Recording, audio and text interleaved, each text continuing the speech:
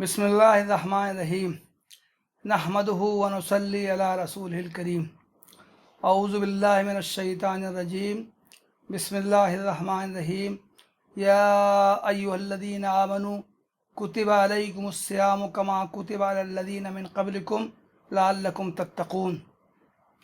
ऐ लोगो जो ईमान लाए हो, तुम पर रोज़े फ़र्ज़ किए गए हैं जिस तरह तुमसे पहले के लोगों पर फ़र्ज़ किए गए थे, ताकि तुमको तक़वा हासिल हो।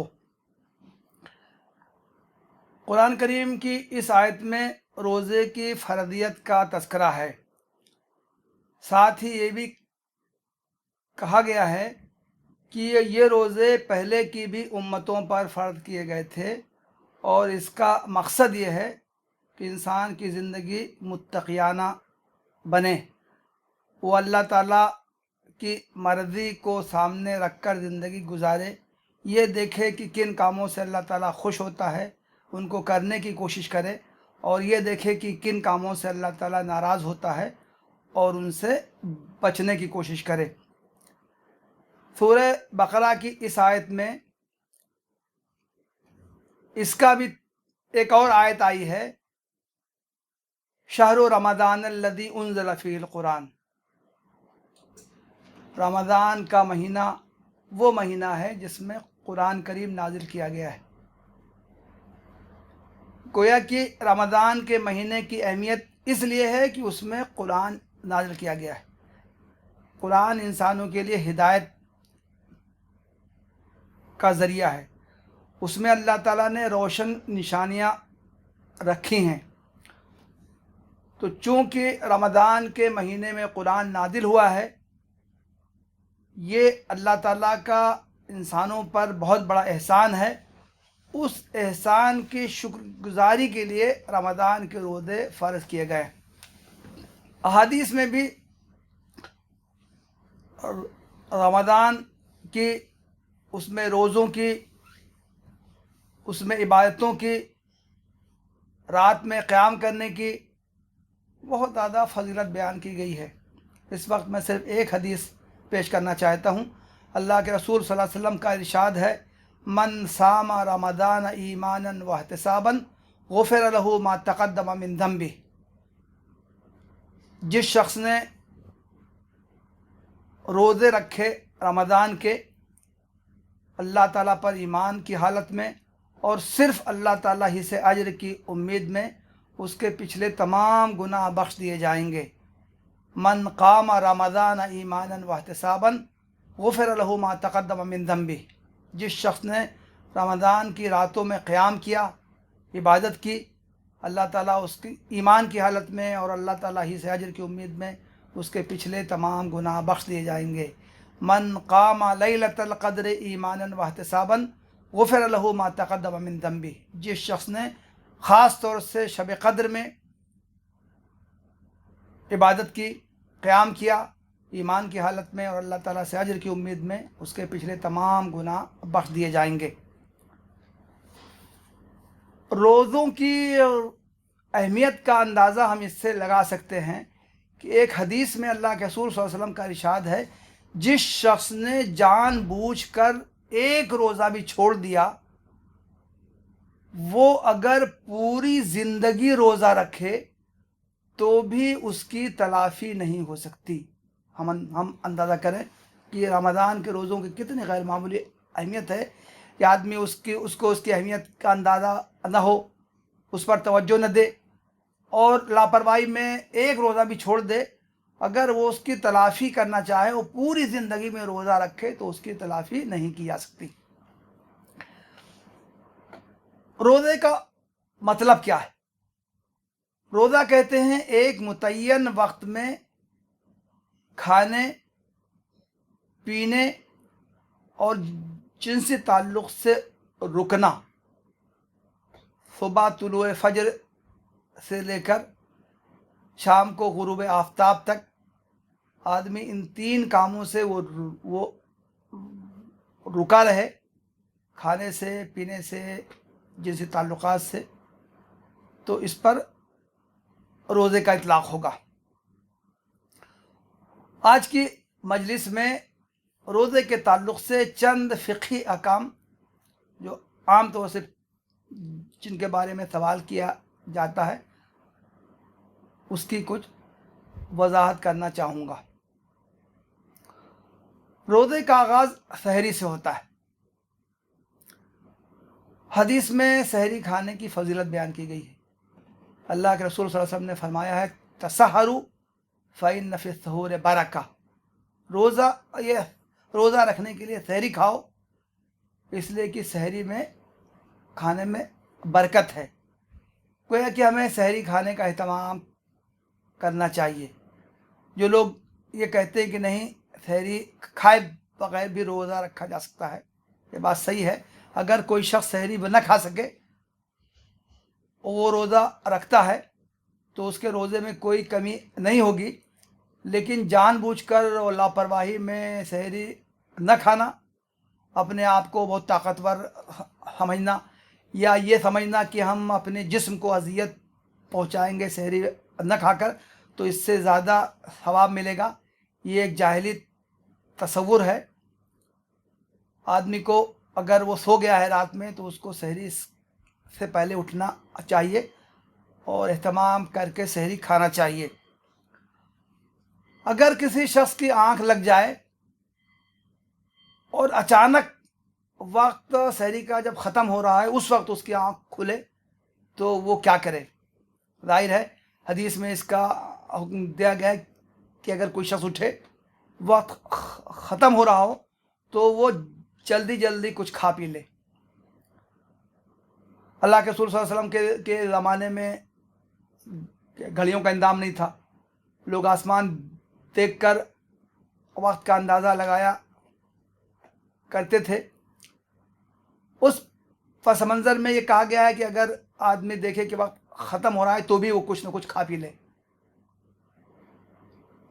آج کے زمانے میں اگر وقت ختم ہو رہا ہے، ختم ہونے والا ہے، 1-2 منٹ باقی ہیں، ہو گیا ہے، تو آدمی جلدی جلدی کچھ کھا پی سکتا ہے۔ لیکن اگر کسی کی آنکھ کھلی جبکہ سحری کا وقت ختم ہوئے آدھا گھنٹہ گزر چکا ہے تو ظاہر ہے کہ اس کو اس کی اجازت نہیں ہوگی کہ جس وقت اس کی آنکھ کھلے اس وقت وہ اٹھ کے کچھ کھا پی لے۔ حدیث میں صوم وصال سے منع کیا گیا ہے۔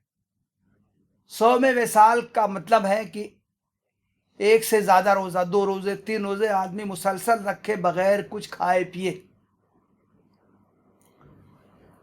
اصلاً اس کے پیچھے بھی جاہلی تصور پایا جاتا ہے۔ لوگ سمجھتے تھے کہ اپنے جسم کو اذیت پہنچانا باعث ثواب ہے۔ آدمی 1 دن 2 دن 3 دن کچھ نہیں کھائے گا تو ظاہر ہے اس کو بہت زیادہ کمزوری نقات ہو جائے گی، اس کا مطلب ہے کہ اس کو زیادہ ثواب ملے گا۔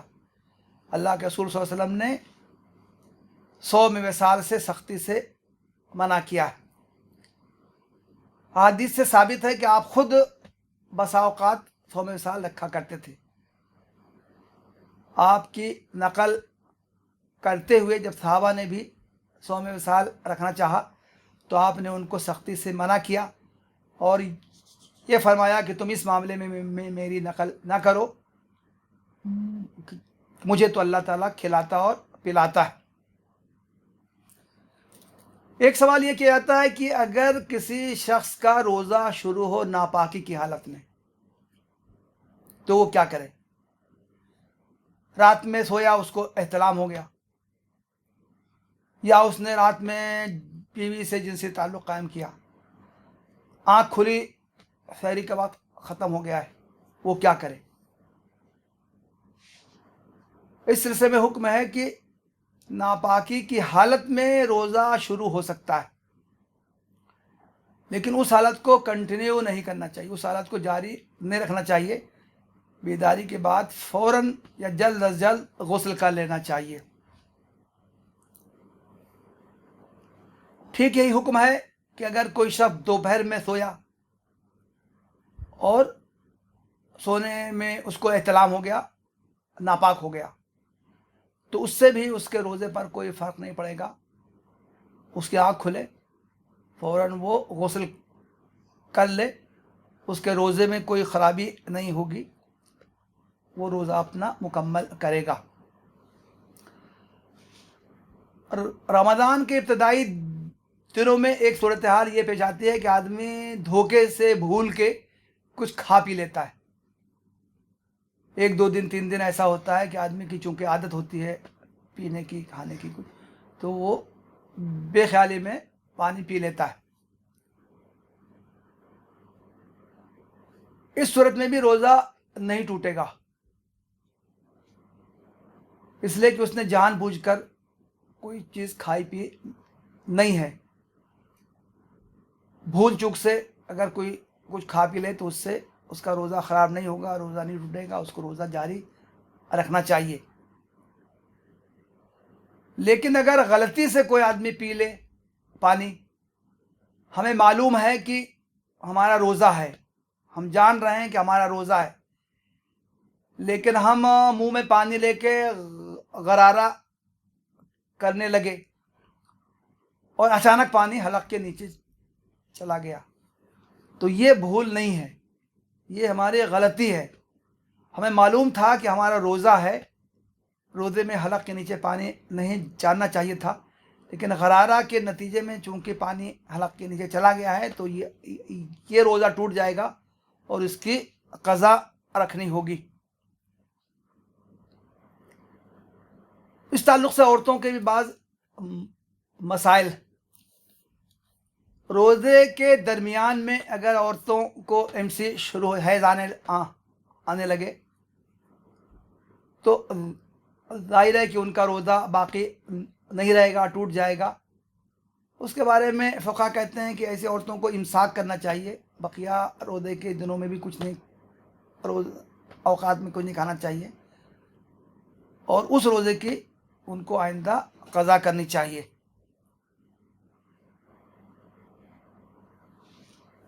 اسی طرح افطار کے بعد مسائل ہے. ایک چیز ہے کہ جب افطار کا وقت ہو جائے تو فوراً روزہ کھولنا چاہیے. یہ تصور بھی صحیح نہیں ہے کہ اگر افطار کا وقت ہو گیا ہے اس کے بعد 2 4 منٹ 5 منٹ 10 منٹ اگر تاخیر کی جائے، یہ سوچ کر کہ جتنے وقت کے بعد روزہ کھولا جائے گا تو اس کا ہمیں زیادہ ثواب ملے گا، یہ بھی ایک جاہلی تصور ہے. اصلاً سحری کھانا اور افطار کرنا یہ اللہ تعالیٰ کے احکام پر عمل کرنے کی تربیت ہے. جتنے بج کے جتنے منٹ پر روزے کا وقت شروع ہوا، کھانا پینا ہم نے روک دیا کہ اللہ کا حکم ہے، اور جتنے بج کے جتنے منٹ پر روزے کا وقت ختم ہوا فوراً افطار کرنا چاہیے، فوراً کچھ کھانا پینا چاہیے. یہ بھی اللہ تعالیٰ کے حکم کی تعمیل ہے.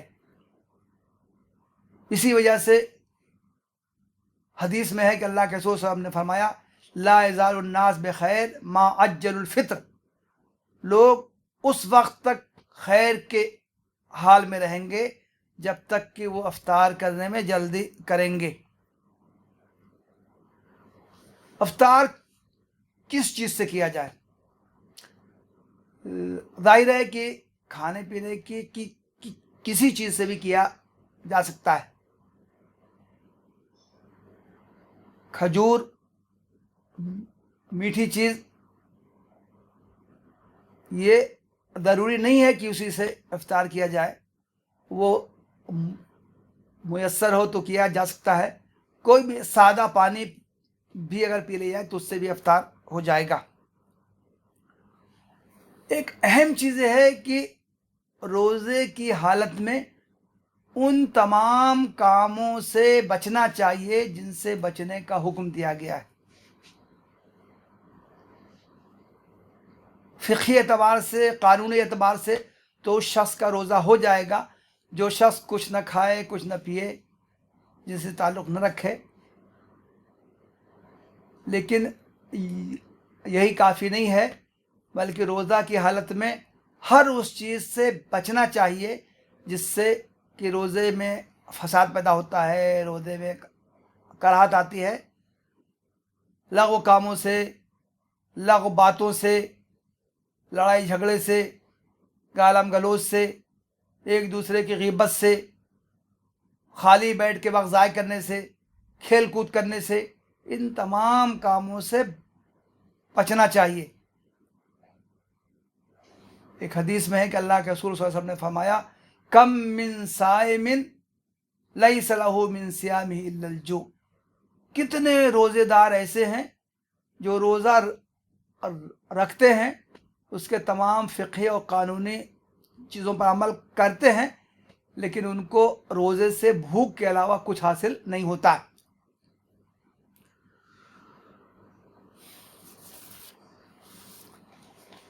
रोज़े का हुक्म उस शख्स के लिए है जो सेहतमंद हो। चुनांचे सूरह बकरा में रोज़े के अहकाम बयान करने के साथ फ़ौरन कहा गया है, फ़मन कान मिनकुम मरीज़न औ अला सफ़रिन फ़इद्दतुम मिन अय्यामिन उख़र। जो शख्स मरीज़ हो, जो शख्स सफ़र कर रहा हो, तो उसके लिए रोज़ा रखना ज़रूरी नहीं है, वो बाद में उसकी क़ज़ा करेगा। सफ़र एक मखसूस मसाफत तक आदमी कर रहा हो तो उसके लिए रोज़ा न रखने की इजाज़त है, चाहे सफ़र चाहे जितना आरामदा हो। ऐसा शख्स चाहे तो वो रोज़ा न रख के आइंदा उसकी क़ज़ा करे। अहादीस से मालूम होता है कि इस ताल्लुक़ से सहाबा किराम का अमल इजाज़त पर अमल करने न करने का था। सफ़र में कुछ सहाबा रोज़ा रखते थे, कुछ सहाबा रोज़ा नहीं रखते थे। जो रखते थे वो न रखने वालों के बारे में कुछ नहीं कहते थे, जो नहीं रखते थे वो रोज़ा रखने वालों को कुछ नहीं कहते थे। हर एक को उस पर अमल करने की आज़ादी थी। इसी तरह जो शख्स बीमार हो उसको भी रोज़ा न रखने की इजाज़त है।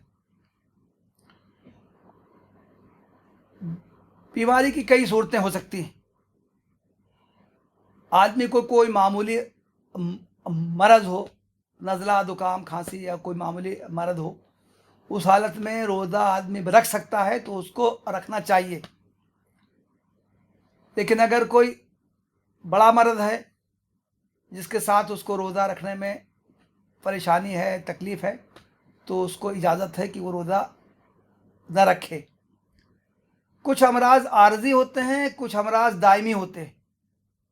आर्जी का मतलब है कि आदमी को कोई बीमारी हो गई है, 2-4 दिन, हफ्ते, 10 दिन में उसकी बीमारी दूर हो जाएगी। कुछ अमराज ऐसे होते हैं जिनका कि ज़िंदगी भर का साथ होता है। कोई हार्ट के को कोई परेशानी है, किसी शख्स को शुगर हो गई है, तो ज़ाहिर है कि ये अमराज हैं जो कि आर्जी नहीं होते हैं, ये मुस्तकिल होते हैं। आर्जी अमराज हैं तो आदमी रोज़ा नहीं रखेगा, बाद में उसकी क़ज़ा करेगा।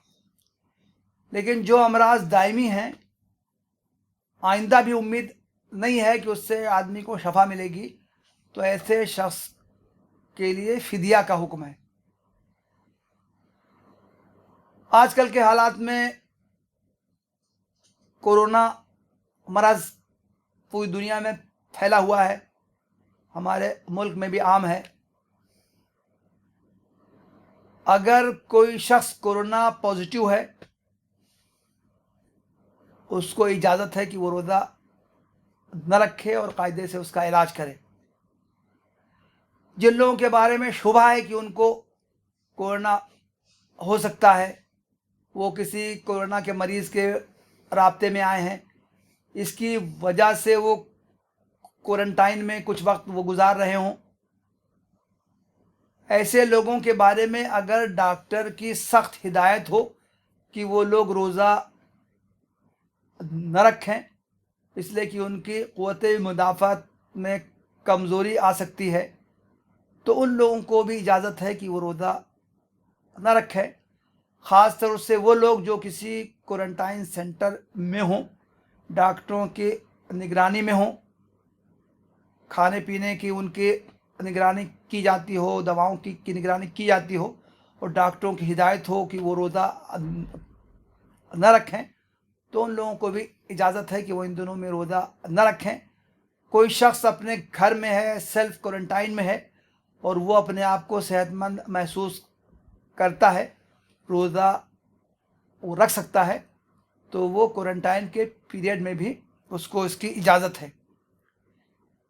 इसी तरह जो डॉक्टर्स, जो नर्सेज और जो तिब्बी अमला हॉस्पिटल में काम कर रहा हो और ख़ास तौर से वो कोरोना के मरीज़ों के इलाज मुआवजा में मसरूफ़ हो, उन लोगों को भी इजाज़त है कि वो इन दिनों में रोज़ा न रखें, इसलिए कि उनकी क़ुव्वत मुदाफ़अत को क़वी होना चाहिए, चूँकि वो ऐसे मरीज़ों के मुसलसल राब्ते में हैं, इसका इम्कान है कि वो उससे मुतासिर हो जाएं। रोज़ा रखने के नतीजे में अगर उनकी क़ुव्वत मुदाफ़अत के कमज़ोर होने का अंदेशा हो, तो ऐसे लोगों को भी इजाज़त है कि वो इन दिनों में रोज़ा न रखें, बाद में उसकी क़ज़ा करें। बहरहाल इसको किसी भी तरह का मरद हो, अगर वो आर्ज़ी मरद है तो इजाज़त है कि आदमी रोज़ा न रखे, बाद में उसकी क़ज़ा करे। अगर कोई मुस्तकिल दायमी मर्ज़ उसको लायक है और जिसके बाद में वो क़ज़ा नहीं कर सकता है, तो उसको फ़िदिया देने की इजाज़त है। एक रोज़े का फ़िदिया एक शख्स को 2 वक्त का खाना खिला देना है। कोई शख्स 2 वक्त किसी शख्स को खाना खिला दे या खाने पर जो सरफा आता है उसकी कीमत अदा कर दे या सदक़ा फ़ित्र की जो मक़दार है वो अदा कर दे, वो एक रोज़े का बदल हो जाएगा। एक महीने में 29 या 30 दिन के रोज़े हैं, उसकी जो रकम बनती है आदमी किसी एक गरीब मोहताज शख्स को दे दे, 2-3 लोगों में वो तकसीम कर दे, कोई भी सूरत इख्तियार की जा सकती है। औरतें जिन हालात से गुजरती हैं, हैज़ और निफास, हैज़ MC को कहते हैं, निफास पैदाइश, बच्चे की पैदाइश के बाद जो खून आने की मुद्दत होती है उसको कहते हैं। इन दोनों हालतों में भी औरत को मरीज़ के हुक्म में रखा गया है। इन रमज़ान में अगर औरत हैज़ या निफास के हालत से गुज़र रही है तो उसको भी इजाज़त है कि वो रोज़ा न रखे, बाद में उसकी क़ज़ा करे। इसी तरह अगर कोई औरत हमल से हो, हमल के इब्तदाई दिनों में अगर औरत रोज़ा अब रख सकती है तो उसको रखना चाहिए, लेकिन आखिरी दिनों में या बाद में जब उसको कुछ रहमत महसूस हो तो ऐसी औरत को भी मरीज़ के हुक्म में रखा गया है कि वो इन दिनों जब वो हमल से हो या निफास की हालत में हो या हैज़ की हालत में हो, तो वो उसको रुख़्सत है कि वो इन दिनों में रोज़ा न रखे, बाद में इन दिनों की वो क़ज़ा करे। रमज़ान के कुछ मामूलात हैं जिनके बारे में कुछ अहकाम बता देना मुनासिब मालूम होता है। रमज़ान का एक ख़ास अमल है कुरान करीम की तिलावत। जैसा कि बताया गया कि रमज़ान में कुरान नाजिल हुआ था, कुरान की तिलावत की गैर मामूली फजीलत है। तमाम मुसलमान रमज़ान में ज़्यादा से ज़्यादा तिलावत करने की कोशिश करते हैं। एक कुरान तो ख़त्म करने का मामूल है ही है, 2 कुरान, 3 कुरान, इससे ज़्यादा भी लोग ख़त्म करने का एहतमाम करते हैं। इस ताल्लुक़ से एक बात बहुत अहम है जो कि लोगों की नज़रों से ओझल हो जाती। زیادہ سے زیادہ ثواب کمانے کے چکر میں بغیر سمجھے بوجھے قرآن پڑھا جاتا ہے۔ رمضان میں 1 مرتبہ، 2 مرتبہ، 3 مرتبہ قرآن ایک شخص ختم کر لیتا ہے، ایک لفظ بھی اس کا وہ سمجھ نہیں پاتا ہے، قرآن کے ایک حکم کے بارے میں بھی اس کو واقفیت نہیں ہو پاتی ہے، یہ چیز اچھی نہیں ہے۔ مشہور حدیث ہے حضرت عبداللہ ابن عمرو ابن العاص، انہوں نے اللہ کے رسول صلی اللہ علیہ وسلم سے سوال کیا کہ میں قرآن کتنے دنوں میں ختم کروں؟ آپ صلی اللہ علیہ وسلم نے فرمایا 30 دنوں میں ختم کرو۔ انہوں نے کہا کہ میں اور کم دنوں میں ختم میں کر سکتا ہوں۔ حضور نے فرمایا کہ 15 دن میں ختم کرو۔ انہوں نے کہا کہ میں اور کم دن میں ختم میں کر سکتا ہوں۔ حضور نے فرمایا کہ 10 دن میں ختم کرو۔ انہوں نے عرض کیا میں اور کم دنوں میں ختم میں کر سکتا ہوں۔ اللہ کے رسول نے فرمایا 7 دنوں میں ختم کرو۔ ایک روایت میں تو ہے کہ انہوں نے عرض کیا کہ میں اور کم دن میں ختم کر سکتا ہوں۔ اللہ کے رسول نے فرمایا کہ اچھا ٹھیک ہے، تم 3 دن میں ختم کرو، لیکن 3 دن سے کم میں ختم کرنے کی کوشش مت کرو۔ ساتھ ہی اللہ کے رسول صلی اللہ علیہ وسلم نے فرمایا وَلَا فَقُهَ مَنْ قَرَأَ الْقُرْآنَ فِي أَقَلَّ مِنْ 3، جس شخص نے 3 دن سے کم میں قرآن ختم کرنے کی کوشش کی وہ تو کچھ قرآن کو سمجھ کر پڑھ ہی نہیں سکتا۔ اس حدیث سے معلوم ہوتا ہے کہ 3 دن سے کم میں قرآن ختم کرنے کی کوشش نہیں کرنی چاہیے۔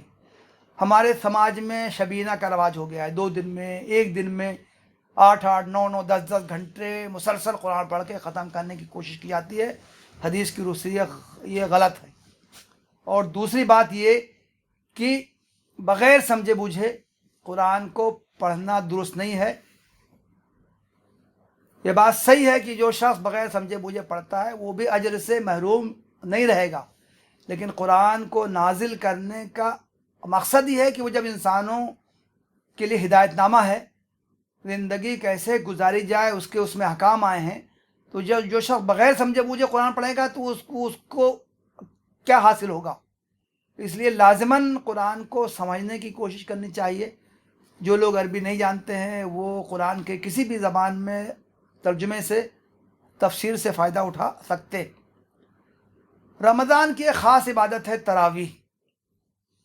حدیث میں بھی جیسا کہ تذکرہ کیا گیا ہے کہ جس شخص نے رمضان کی راتوں میں قیام کیا اس کے اللہ تعالیٰ تمام گناہوں کو بخش دے گا۔ قیام کا مطلب ہے عبادت، قیام کا مطلب ہے نماز، گویا کہ نماز میں قرآن کی تلاوت۔ غیر نماز میں نماز سے ہٹ کر قرآن کو پڑھنا باعث ثواب ہے، لیکن نماز کی حالت میں قرآن پڑھنا زیادہ اس کا ثواب۔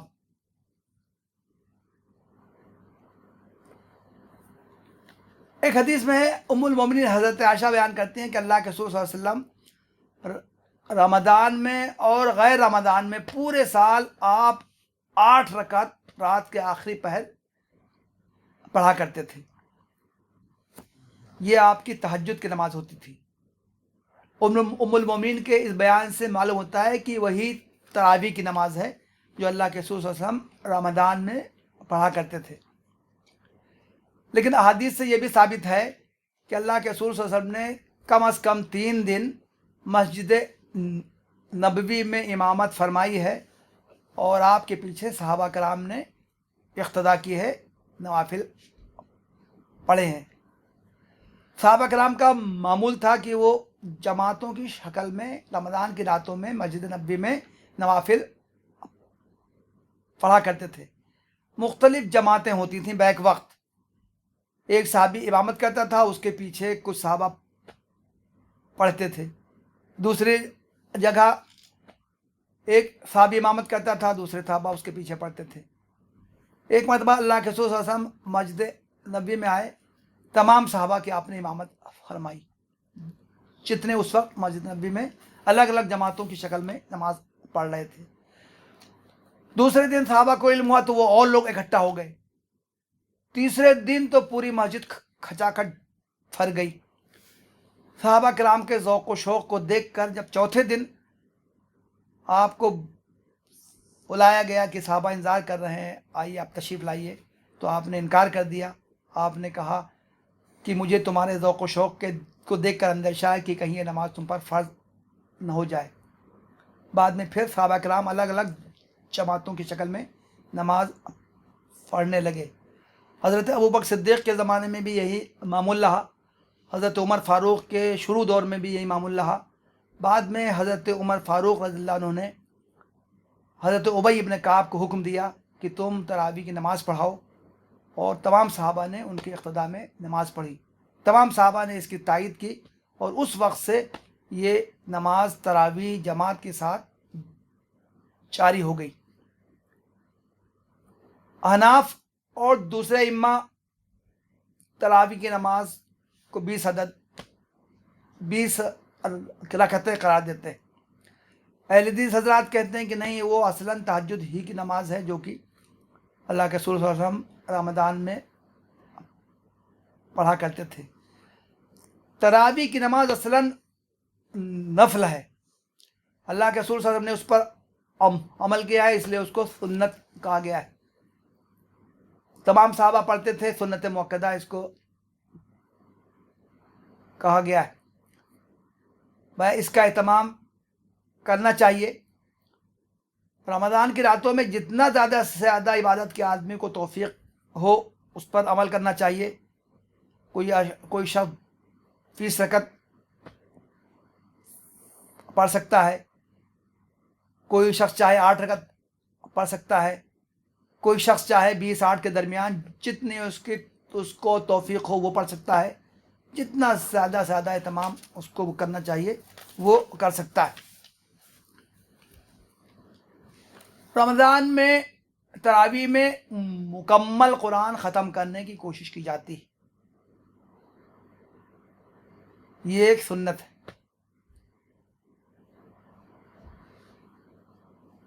آج کل کورونا کی وجہ سے مسجدوں میں نمازیں محدود کر دی گئی ہیں. لوگ اپنے اپنے گھروں میں نماز ادا کر رہے ہیں. گھروں میں بھی تراویح کی نماز کا اہتمام کرنا چاہیے. یہ نماز تراویح کی انفرادی طور سے بھی پڑھی جا سکتی ہے. 5 وقتہ نمازوں کی طرح تراویح کی نماز بھی جماعت سے پڑھی جا سکتی ہے. کوئی حافظ قرآن میسر ہو تو وہ تراویح میں ترتیب سے پورا قرآن سنا سکتا ہے. کوئی حافظ قرآن کو نہ ہو، کسی شخص کو قرآن کریم کے مختلف مقامات کی آیتیں، مختلف صورتیں یاد ہوں، وہ ان صورتوں کو سنا سکتا ہے. کسی شخص کو زیادہ صورتیں نہ یاد ہوں تو عام طور سے قرآن کے آخری 10 صورتیں، سورہ فیل سے الم تر کیف سے سورہ الناس تک کی 10 صورتیں عام طور سے ہر ایک کو یاد ہوتی ہیں. 10 صورتوں کو 2 بار پڑھ کے 20 رکعت پوری کی جا سکتی ہے. ایک مسئلہ یہ پوچھا جاتا ہے کہ کیا کوئی بچہ نابالغ ہے لیکن وہ قرآن کا حافظ ہے، کیا وہ امامت کر سکتا ہے؟ فقہ حنفی میں نابالغ کی امامت سے منع کیا گیا ہے، لیکن دوسرے فقہا اس کی اجازت دیتے ہیں. حدیث سے بھی اس کا ثبوت ملتا ہے. ایک صحابی بیان کرتے ہیں کہ جن کی عمر صرف 6-7 سال تھی، لیکن ان کو قرآن کا اچھا خاصا حصہ یاد تھا. اللہ کے رسول صلی اللہ علیہ وسلم نے فرمایا کہ تم میں سے وہ شخص امامت کرے جس کو قرآن زیادہ یاد ہو. چنانچہ وہ اپنے قبیلے کی امامت کیا کرتے تھے. اس حدیث کی بنیاد پر نابالغ کی بھی امامت کی بعض فقہا نے اجازت دی. اسی طرح ایک سوال کیا جاتا ہے کہ کیا عورت عورتوں کی جماعت کی امامت کر سکتی ہے؟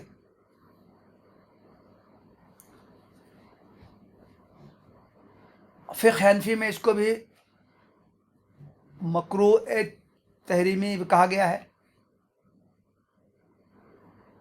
لیکن دوسرے فقہا نے اس کی اجازت دی ہے۔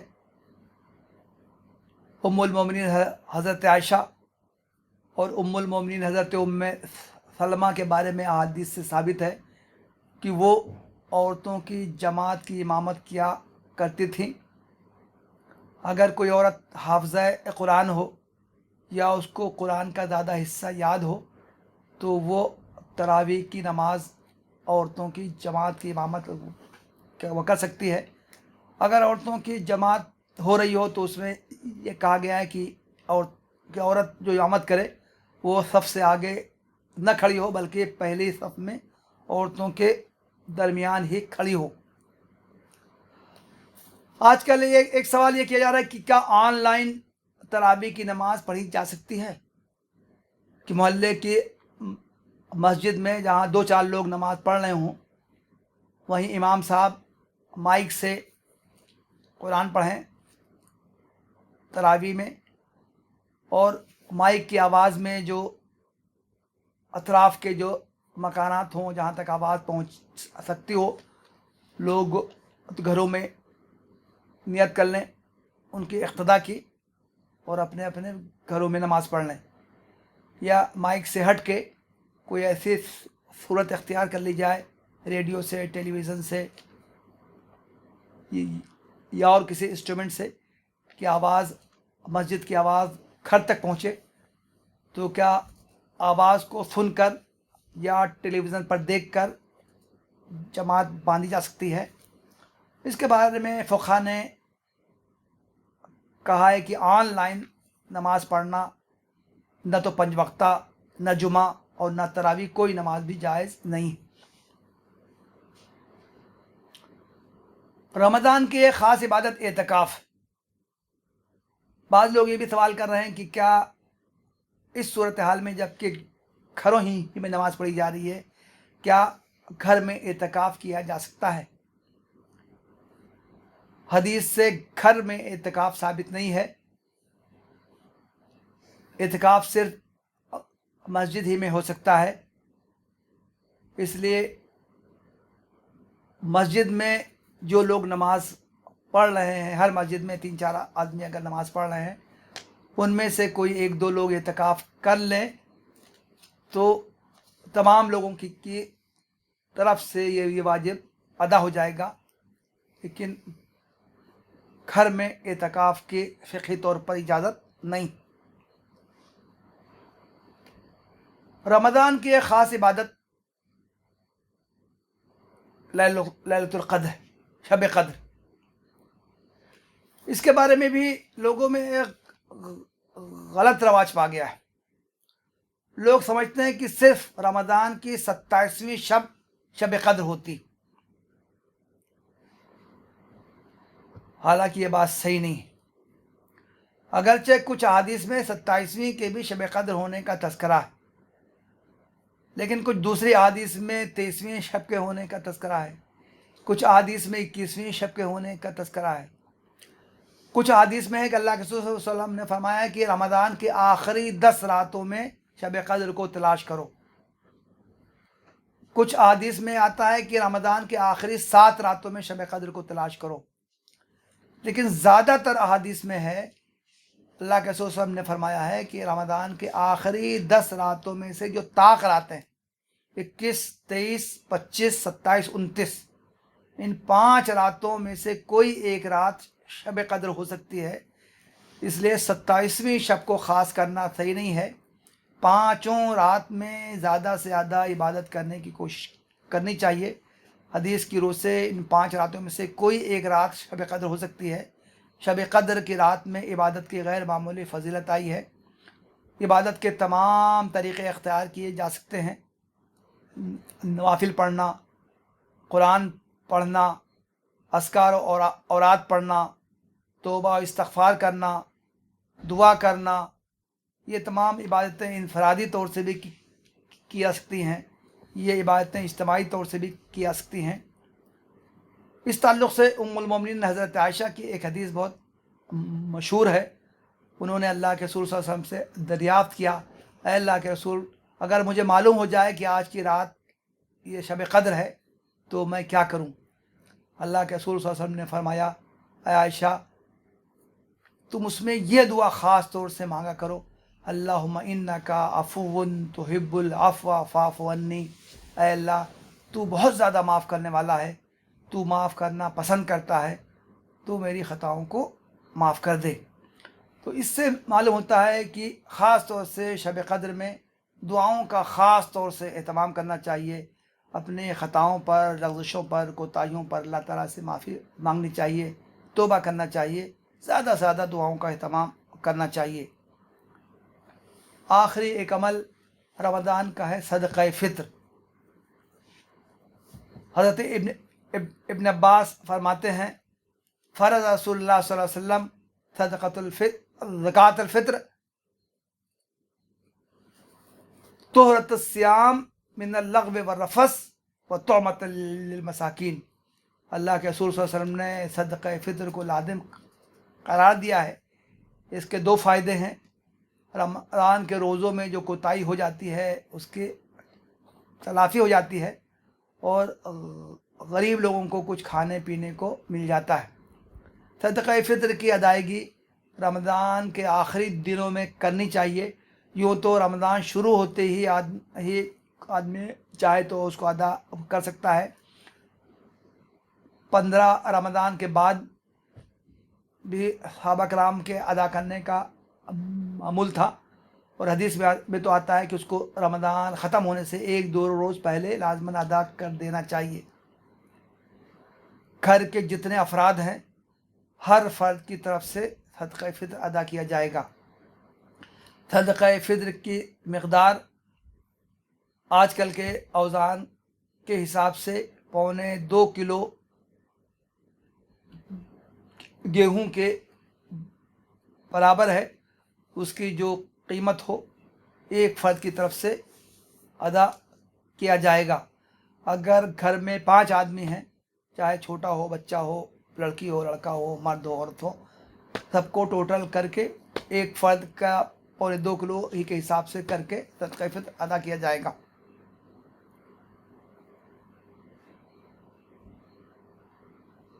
رمضان کے روزوں کا شمار اسلام کے ارکان میں سے ہوتا ہے۔ ایک حدیث میں ہے، اللہ کے رسول صلی اللہ علیہ وسلم نے فرمایا، اسلام کی بنیاد 5 چیزوں پر ہے: کلمہ شہادت، نماز، زکوٰۃ، حج اور رمضان کے روزے۔ ہر سال روزے آتے ہیں، چلے جاتے ہیں۔ اللہ تعالیٰ نے ہم کو موقع عطا کیا ہے کہ رمضان پھر آ رہے ہیں۔ کتنے لوگ ہیں جو رمضان آتا ہے، گزر جاتا ہے، لیکن ان کو رمضان سے فائدہ اٹھانے کی توفیق نہیں ہوتی۔ ایک حدیث میں ایسے لوگوں کو بہت بڑا بد نصیب قرار دیا گیا ہے۔ اللہ کے رسول صلی اللہ علیہ وسلم کا ارشاد ہے، رغم انف رجل دخل رمضان ثم انسلخ ولم یغفر له۔ وہ شخص کتنا بڑا بد نصیب ہے کہ رمضان آئے اور چلا جائے، اس کو اپنی مغفرت کروانے کی توفیق نہ ہوئی ہو۔ ہمیں سے ہر شخص کو کوشش کرنی چاہیے کہ اللہ تعالیٰ نے ہمیں جو یہ قیمتی موقع عطا کیا ہے، جس میں کہ ہر عمل کا ثواب بہت زیادہ بڑھا دیا جاتا ہے، ہم کو زیادہ سے زیادہ ثواب کمانے کی توفیق ہو۔ ایک حدیث میں ہے کہ اللہ کے رسول صلی اللہ علیہ وسلم نے فرمایا، اللہ تعالیٰ فرماتا ہے، ہر عمل کا اجر 10 گنے سے لے کے 700 گنے تک دیا جاتا ہے، سوائے روزے کے کہ روزہ میرے لیے ہے اور میں ہی اس کا اجر دوں گا۔ گویا کہ رمضان میں روزے کا اور رمضان میں کیے جانے والے اعمال کا اللہ تعالیٰ اجر غیر معمولی بڑھا دیتا ہے۔ وہ لوگ بہت خوش قسمت ہیں جن کے لیے کہ رمضان آئے اور اس سے خوب فائدہ اٹھائیں۔ اللہ تعالی ہم سب کو بھی اس کی توفیق عطا فرمائے۔ وآخر دعوانا ان الحمدللہ رب العالمین۔ أشهد أن محمد رسول